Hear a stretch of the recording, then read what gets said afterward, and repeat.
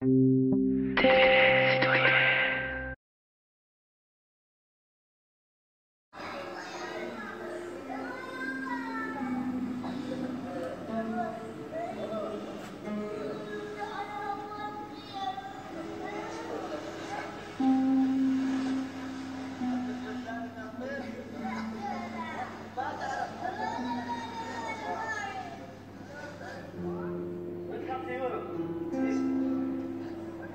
to Europe. This one, Syria ware. Here ware, Syria ware. Welcome to Europe.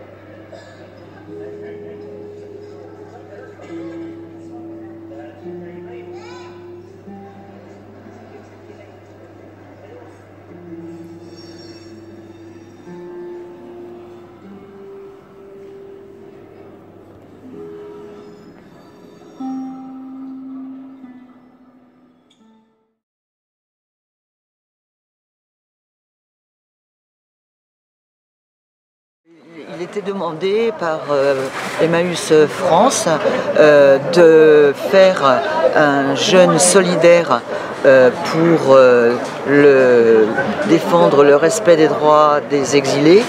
Et on a pensé qu'effectivement c'était judicieux qu'on puisse se joindre à ce mouvement.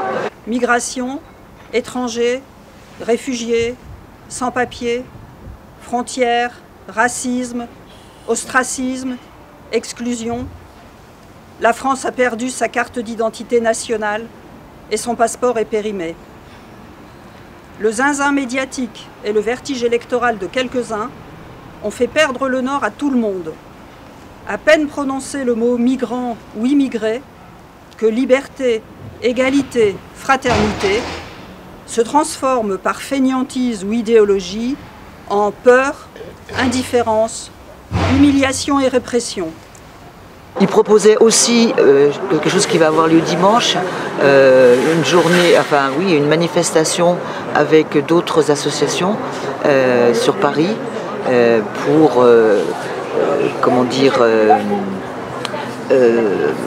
faire connaître au public toute cette problématique d'accueil digne des exilés. En matière de respect des personnes, du droit national et international et des valeurs qui fondent notre République, les engagements de la société française vis-à-vis des étrangers ne sont pas tenus. Pire parfois, ils sont bafoués avec des conséquences dramatiques.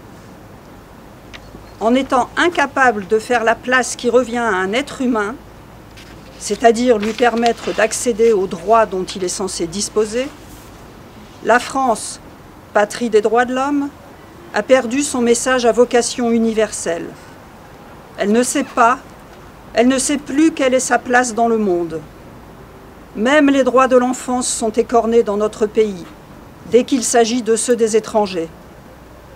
Les femmes, qui représentent plus de 50% des personnes migrantes, sont également en grand danger et en mal de protection.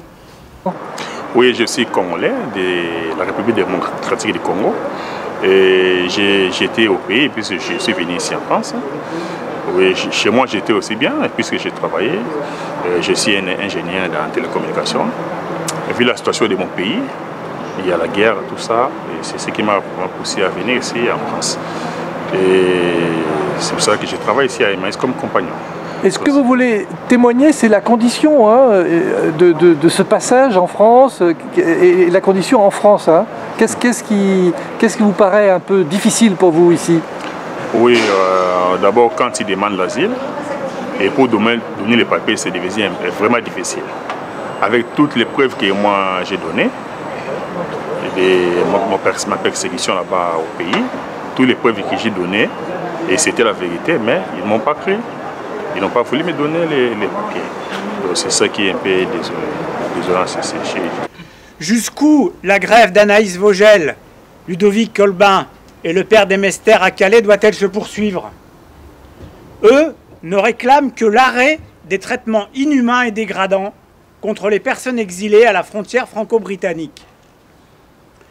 Selon quel principe une personne migrante perd son rang d'être humain pour ne devenir qu'un animal? Il ne s'agit même plus de comparer les Soudanais ou les Érythréens avec des troupeaux de bétail paisibles, mais de voir là de véritables battues de services publics, non pour chasser le sanglier, mais notre semblable. La situation dans les centres de rétention administrative, les CRA, est tout aussi malsaine et indigne d'une démocratie comme la France au XXIe siècle. J'ai la chance de venir normalement avec les visas. Mais par contre, il y a aussi d'autres compatriotes africains qui ont beaucoup souffert pour venir ici en France. Ils ont traversé les mers avec les risques, il y a eu des noyades, ils sont arrivés jusqu'ici. Donc ce sont des autres compagnons qui sont ici, mais qui ont traversé les mers. On est dans un contexte national où à Calais, le énième camp a été chassé, démantelé, mais aussi à Paris. Mais partout, à Briançon, on fait la chasse aux exilés, on leur rend la vie impossible, et ça c'est inadmissible.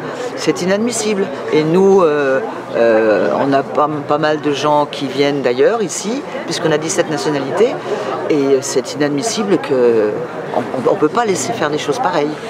Donc voilà. Okay. La qualité d'enfant devrait l'emporter sur celle d'étrangers. Mais non, même le droit français n'est pas appliqué à ce sujet. Quelle confusion, quelle méprise, quel fourvoiement de la part de mes collègues députés de refuser même le débat sur un sujet aussi grave. D'abord, parce que ces parlementaires semblent prendre leur mandat sur injonction du gouvernement et non en représentant la nation qu'ils sont. Mais également parce que, pour eux, un enfant, parce qu'il est migrant, n'est plus un enfant. Aujourd'hui, on n'est pas tout seul pour cette action, puisque nous avons avec nous la CIMAD, Tous Migrants 73, et même des gens d'une nouvelle association qui s'appelle 100 pour un toit. Voilà, merci. Merci. Mais, après 6 mois d'enquête relative aux migrations, le travail qu'a fait cette commission, il est évident que la responsabilité politique française face à la situation actuelle inacceptable est entière. Qu'il s'agisse d'accueil, d'asile ou de retour, la traduction par les services de l'État de la politique migratoire dans notre pays est défaillante, avec des conséquences humaines lourdes. À la décharge des fonctionnaires, le message politique est tellement brouillé par des prises de position mensongères que leur exercice au service de l'État est rendu difficile.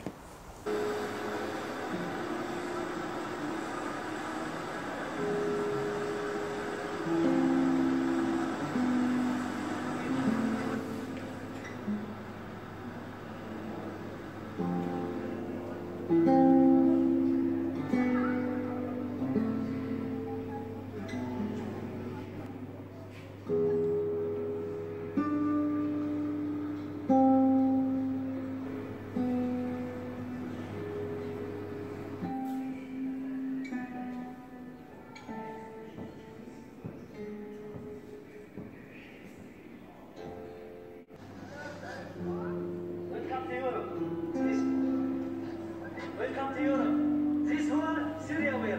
Here where Syria web.